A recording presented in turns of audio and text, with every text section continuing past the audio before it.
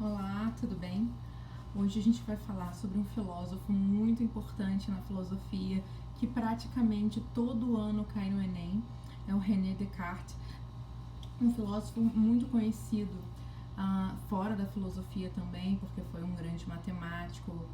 E vocês devem, ao longo da aula, vocês vão perceber que ele é muito falado fora da sala de aula, fora da matemática. Ele é muito conhecido pelo próprio senso comum. E vocês podem acompanhar essa aula comigo junto com o slide que foi postado juntamente com esse vídeo.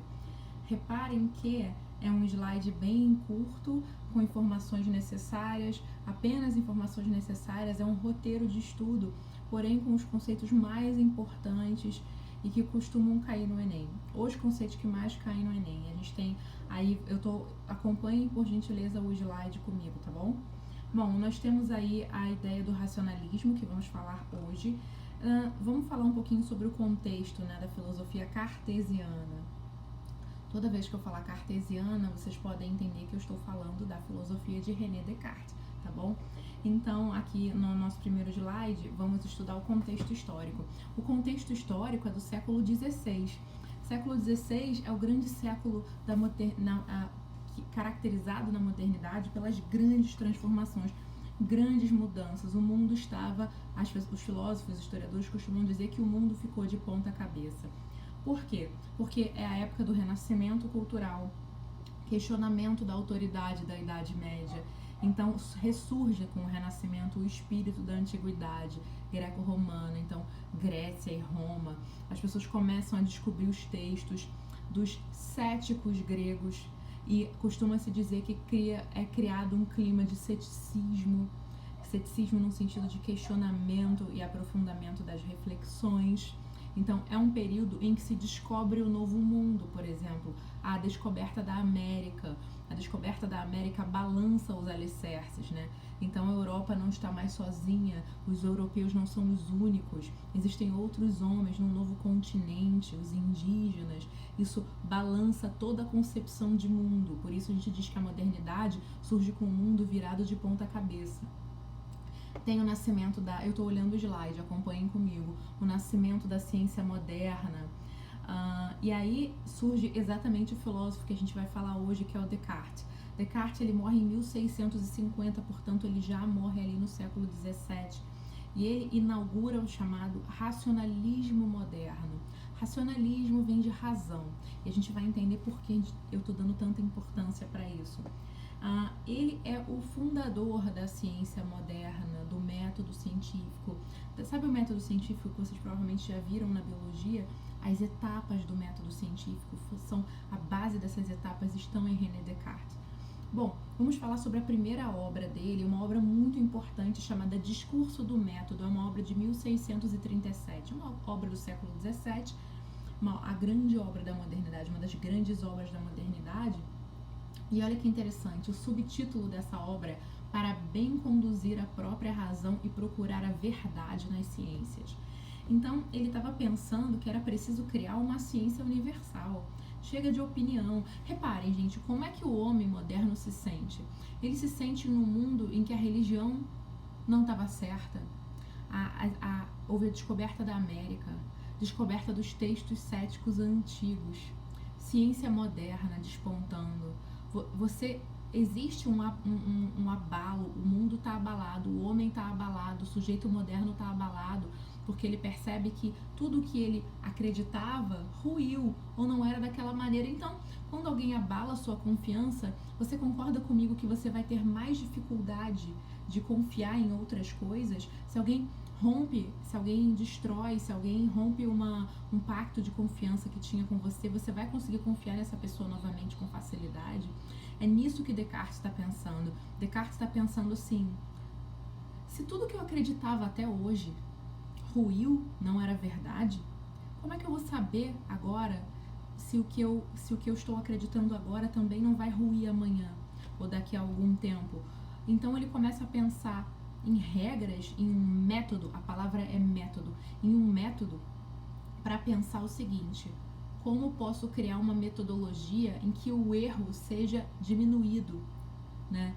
Como é que eu posso criar bases, regras para pensar tentando me afastar do erro, para ter confiança novamente no conhecimento. E aí ele escreve esse livro que a gente está falando agora, chamado Discurso do Método, em 1637.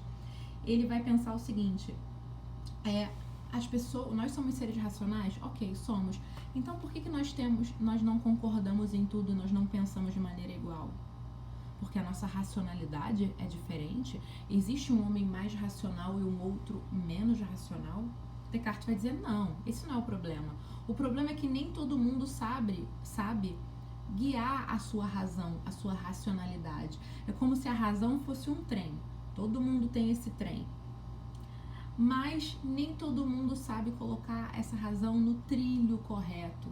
Então, ele vai dizer que o método é uma espécie de trilho para guiar a nossa razão, que seria o trem. Então, a razão é o trem e o método é o trilho do trem. Todo ser humano é racional, mas é preciso saber usar essa racionalidade corretamente para que o erro não aconteça, para que o conhecimento seja confiável, ok? Então, a gente tem esse livro chamado Discurso do Método, em que ele tenta fazer isso. Ele vai dizer... a coisa mais famosa desse livro são as 4 regras do método, as 4 regras para que não haja erro. Ele vai dizer, a primeira regra, ele chama de regra da evidência. Regra da evidência. Essa regra significa jamais escolher alguma coisa como verdadeira que eu não conheça evidentemente como tal. Traduzindo, eu não posso tomar como verdade algo que ainda não seja testado, que eu não tenha certeza, que não seja evidente por si mesmo. Eu preciso testar, eu só posso usar como base para a construção do meu conhecimento o que for evidente. E aí a gente passa para fazer isso, a gente passa para a regra número 2, que é a regra da análise. O que significa análise na química? Não é repartir, analisar não é cortar. Então ele vai dizer, a segunda etapa do método é a análise. Então é dividir cada uma das dificuldades em tantas parcelas quantas possíveis e quantas necessárias fossem para resolvê-las. Sabe quando você está resolvendo um problema de matemática? Quando você está resolvendo esse problema de matemática, você não tenta resolver ele em partes. Uma equação, por exemplo, você resolve algumas partes e passa para uma parte maior, você divide o problema. Então Descartes vai dizer, a segunda etapa do método é dividir para compreender. Se eu tenho um problema grande, eu preciso resolvê-lo, não só na matemática, agora está falando do conhecimento de maneira geral, eu preciso resolvê-lo por partes, para entendê-lo nos detalhes e resolver do pequeno para o maior, do mais simples para o mais complexo. Terceiro passo. O terceiro passo ele chama de ordenação. Conduzir por ordem meus pensamentos, começando pelos objetos mais simples e mais fáceis de conhecer, para subir pouco a pouco, como por degraus, até o conhecimento dos mais compostos, que é o que eu já falei aqui agora.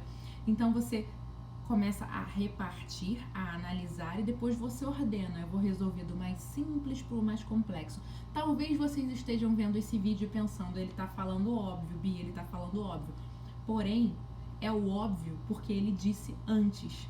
É assim que a gente resolve as coisas na ciência, na matemática, na vida. É dessa maneira porque Descartes pensou isso no século XVI, ok? Então, a filosofia tem muito isso, né? A filosofia tem muito de você olhar e falar, é sério, esse cara é importante por isso, esse filósofo é importante porque ele falou isso, né? Você acha óbvio porque você já cresceu dentro desse mindset, desse pensamento, dessa tradição, né? Que foi ele que pensou, então não se esqueçam disso. Bom, etapa número 4, eu vou repartir esse em vídeo, essa vai ser a parte 1 e eu vou fazer uma parte 2 para que o vídeo não fique muito longo, tá? O YouTube não me deixa subir vídeos maiores do que 12 minutos ainda, não sei porquê. Então, etapa número 4, ele chama de enumeração. Fazer em toda parte enumerações tão completas e revisões tão gerais que eu tivesse a certeza de nada omitir. Ou seja, recapitular. Sabe um problema de matemática quando você faz a conta de volta? Você faz, peraí, eu já fiz essa conta, agora deixa eu conferir. Então você volta e olha para o todo para saber se você fez tudo corretamente. Então vamos relembrar as 4 etapas do método do Descartes no livro Discurso do Método: evidência, análise, ordenação e enumeração. Ok? Eu vou passar agora para a parte 2 do nosso vídeo continuem na sequência, eu vou colocar o link logo abaixo. Beijos!